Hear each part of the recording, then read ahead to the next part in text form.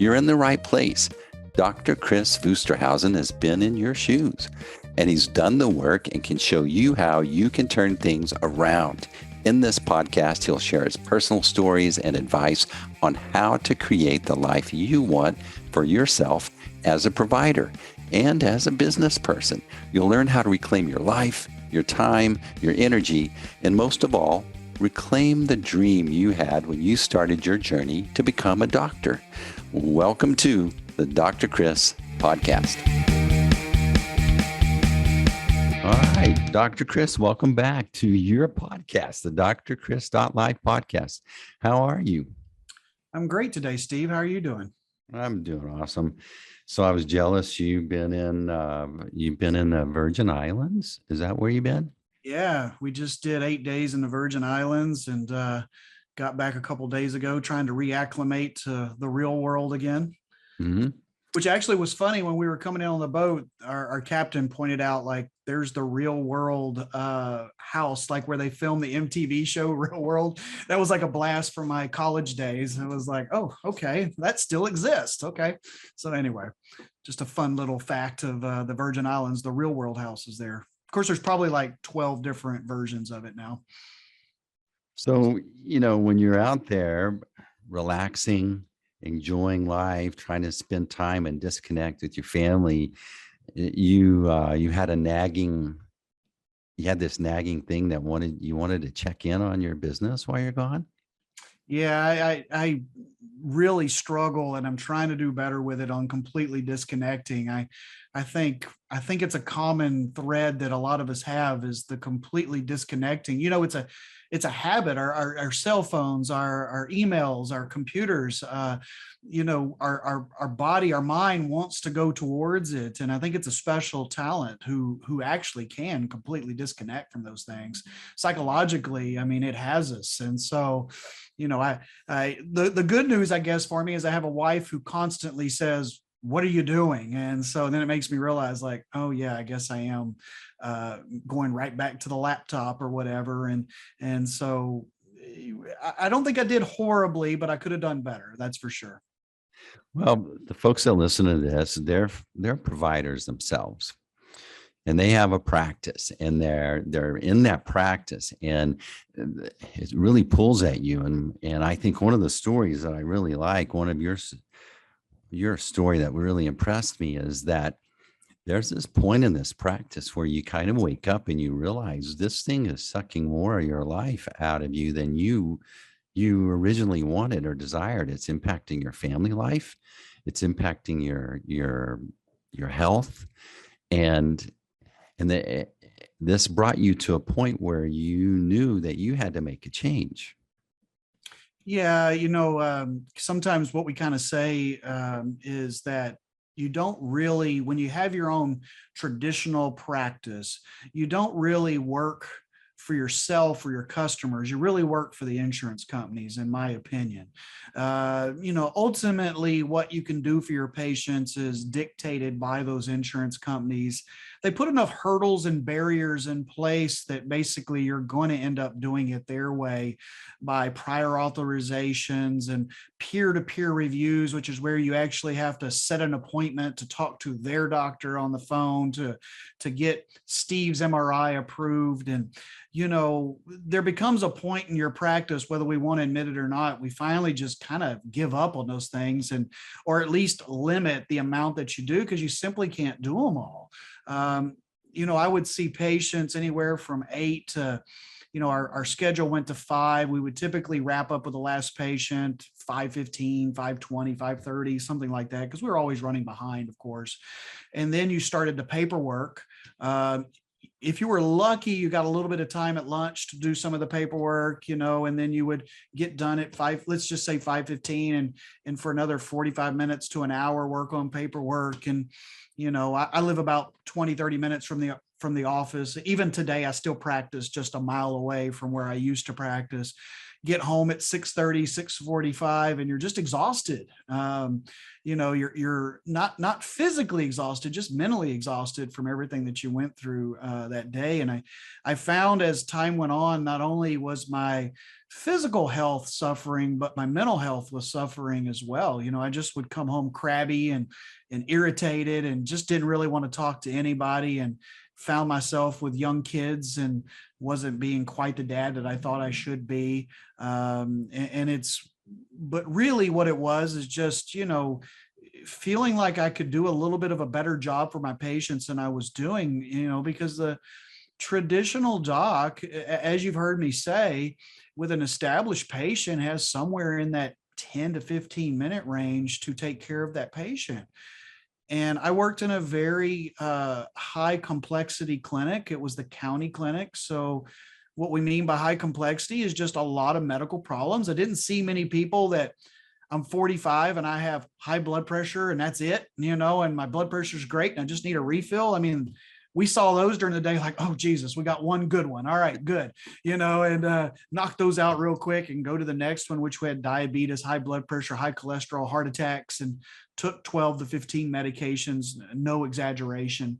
And that's just kind of what you saw patient after patient. And so I just came to the reality at some point that I didn't think I could do that for the rest of my life. I really could see myself completely either doing something besides medicine, or I had to make some sort of switch. And obviously I had too much invested in my medical degree to just give up on it at early 40s. That would have been not a very smart decision. So that's when our change started to occur. Well, how did that make you feel? Were you like discouraged that this this journey of becoming a doctor, and I don't know how many years you had invested in that, but here you found yourself later. This wasn't exactly what you had envisioned. Well, how much doctors have invested is typically at a minimum 11 years, and that's 4 years of college, 4 years of medical school, and a minimum of 3 years of residency. So 11 years, and I never took a break. So I came out at, what was it, about 28 years old, and you have a lot of debt, and you haven't, all your friends have had real jobs for many years, and they're a little bit, I was actually telling the story the other day. My longtime banker unfortunately passed away about a month ago. And this man, the reason I always followed him is because I came to Weatherford, and which is where I'm at. And the first two banks turned me away with a loan. They said I was high risk, and I had accrued all of this credit card debt, because in residency you make practically nothing, but yeah, you work all these hours, and so like a lot of people, you throw it on credit cards to survive. And I'll never forget them. I just walked into his office, introduced myself, said I was a new doctor. He said, "How much do you need?" I told him, and he said, "Done." And so he was my banker all the way up until he retired about a year ago and unfortunately passed away. But that's my point is, you put all these years into it. You have a lot of debt. It takes many doctors. I was very lucky. I got out of my debt very quickly because I was also in the Air Force Reserves, as well as working at the community clinic, which qualified for loan repayment. So I actually got out of debt in like 3 years, but many providers can take a decade just to get away from their medical school debt that and now it's so much more expensive than when I went to medical school. So much more expensive. But yeah, it was very disappointing, doctors, and I think this has continued. I haven't researched it in the last few years. But when Obamacare kicked in, and you've probably heard me say, President Obama said doctors should be happy they're going to get to see more patients, which is a term no physician has ever said unless they're starting their practice. Most of the time we're not looking for more patients. We're looking for a little more reimbursement per patient so that we don't have to see so many patients, because you just can't provide extremely good quality of care when you have to see patients at such a rapid rate. Mistakes happen. It just does. If you have something that you do that normally takes you 30 minutes and you try to do it in 12, there's no way the end product is going to be the same. And it's the same way with providers. And so at that time, physicians were retiring at an incredibly high rate. Doctors that normally maybe would have stuck it out another 8 to 10 years were like, you know what, forget it, I'm out. And so there was a tremendous number of providers leaving the profession. And so, yeah, I was very disappointed. But at the same time, my own health was starting to not do so well. As you've heard me say, I looked at my own lab parameters, and I was pre-diabetic. I was hypertensive, high blood pressure. My cholesterol was through the roof, although I thought I exercised correctly. I ran like 4 days a week, 3 or 4 miles at a time.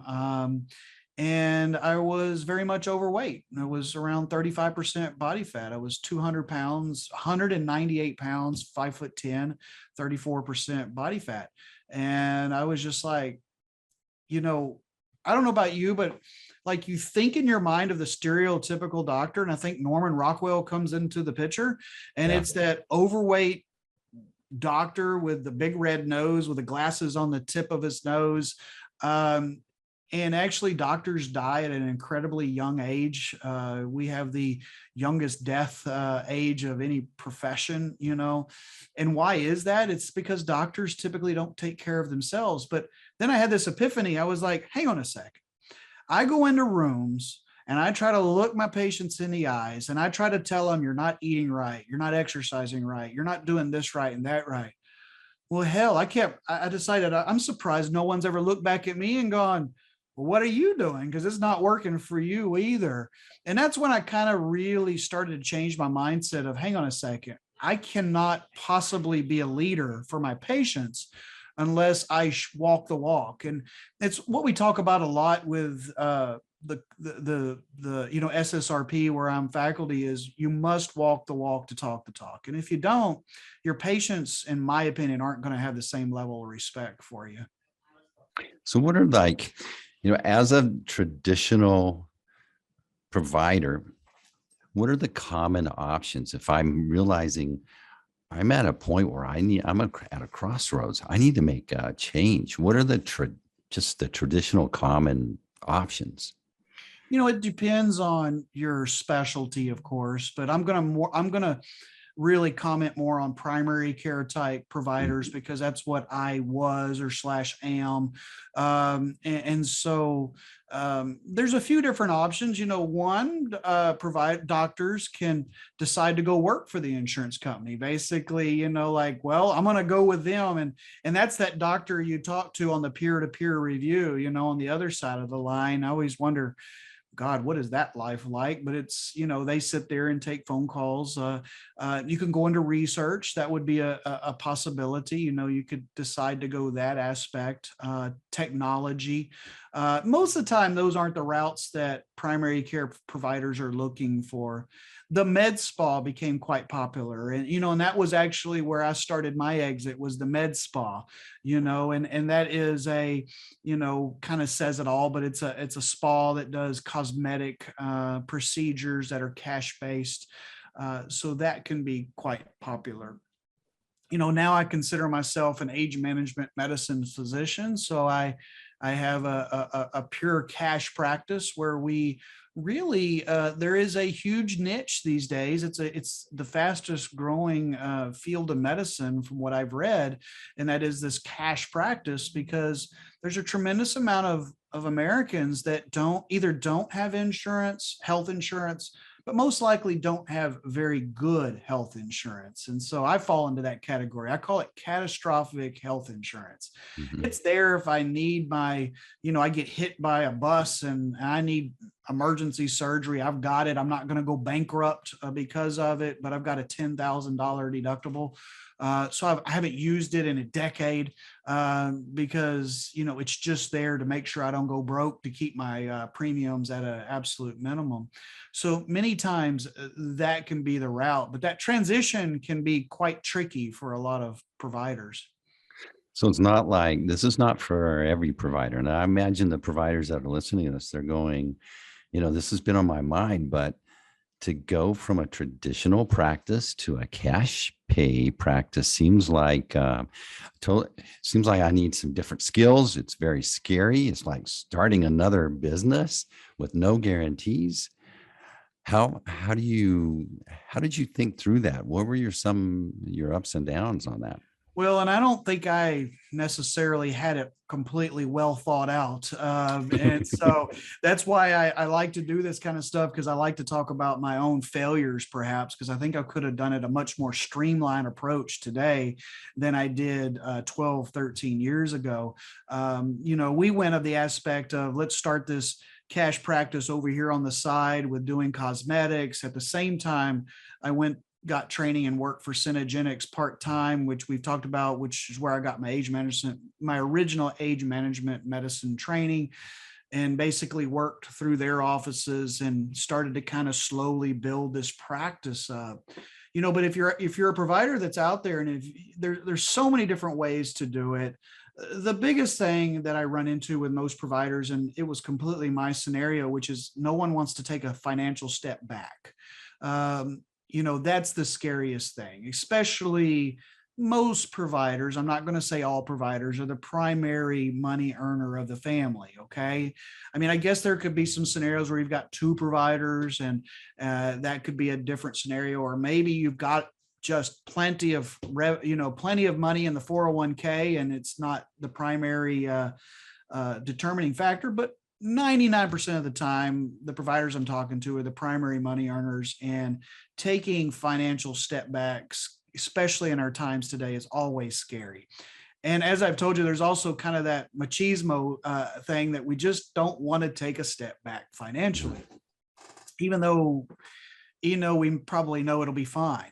So if you have a large practice, many times if providers have truly just this booming practice, they only need 200 to 300 patients to follow them or stick with them to actually have a viable. Of course, viable is what the provider wants to make at the end of the day. I mean, that number is different for every provider. And that's the one thing I always say is, what do you got to make? And then you can kind of work off of those numbers. And that number is vastly different, everyone I talk to. But you're really a cash pay practice. If you're doing just like a straight concierge medical practice, really a full practice is around 300 patients. And so that number is not nearly as big as they think. Oh, 300, that's it. And I'm like, yeah, 300 people paying cash. Because the first thing, and this is scary to providers too, is you're probably going to half to 2/3 reduce your staff. I mean, if you've got 10 people on your staff, you'll easily be able to take it down to 4 or 5 people. So your overhead starts to fall tremendously. Smaller spaces, you don't have to have the same footprint to do this type of a model. Every dollar you collect goes right into your bank account versus, you charged $125 to see Steve. It went through Blue Cross Blue Shield. It came back out as $64 because it's a pre-negotiated price. I'm just giving examples. But, many times, though, the most common way that is chosen is to have two practices at the same time. And I was talking to a provider just about a week or two ago, and she was starting that, and she had started up a med spa, and she was now ready to start trying to ramp up and really start trying the conversion over to cash practice. And so that's probably the least scariest. If a doctor can, maybe work 4 days a week in their traditional practice, 1 day a week in their cash practice. And then as that cash practice gets a little busier, they can maybe hire a nurse practitioner or PA to take up some of those hours, and then start, working their way over to the cash practice till they have that comfort level that they can jump, over to that cash practice and make enough that they can. Or then I've had one friend that actually completely left his traditional practice and opened his cash practice. And I think he would tell you it's been a struggle, because he started a practice completely from scratch. And that's tough. It can take, I tell docs, you probably need to look at it as 18 to 24 months before you're really starting to make the revenue that you want to make. But you're seeing the trends. You mentioned that. Talk to us some more about that. There's trends that are affirming that this could be potentially a good business decision. Yeah, I mean, there's more and more doctors every day. And actually, one of the things I forgot to say is like if you're gonna thinking about making this transition, I think the most important thing is first to get your education, and that's the part. I was getting my education, but I think it would be important to really go out and get that baseline education either through, there's so many different places to do it, like A4M and SSRP and AMMG, just to name a few, and really figure out what you like. What do you want to do? Find your passion, because that's the one thing I've really learned is you can do way too much. I think most time these practices really, you can hone in on 3, 4, 5, 6 things that you really love to do, that you do well. Don't be afraid to give those patients to other providers on stuff that you don't necessarily embrace or love. But get that education in advance and really figure out what it is you like to do. And another bit of advice I give to all the providers, it's really easy to get yourself into some heavy debt. There's a lot of machines and lasers and these devices now. God, when I started, they were like 60 to 100,000. Now they're 200 to 400,000. And these reps do an amazing job of making you feel like you're going to be rich by buying these machines. I mean, they know everything to do to work us, and we as doctors think we can't be worked, but we absolutely can.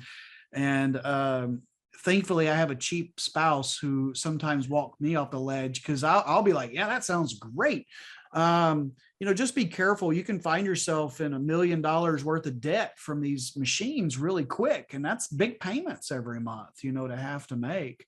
And so just really figuring out what you want to do is really important as well. But yeah, so what I was going to say is when you go to these meetings like A4M now, there's literally thousands of doctors there when you go to these conferences these days. When I first started this, I always said I used to feel like I was a lone ranger, and still in my community, I guess I would kind of say I am, but I know that I'm not really. We're just ahead of the trend. But nationally, there's so many providers moving over to this model, and even patients are starting to get very, very used or comfortable with this model as well. I mean, used to, everybody you mentioned this to is like, what? A cash practice? What is that? You don't really get that anymore. I mean, patients really understand it. They understand the value of it. The ones that don't, we educate them. It's not for everybody. There's certainly patients that come in and say, that's crazy. I would never pay out of pocket. I've got insurance. And I'm saying, that's great. That's fine. That's not for you. No problem. No harm, no foul. We can still be friends. So, it's growing at a very rapid rate.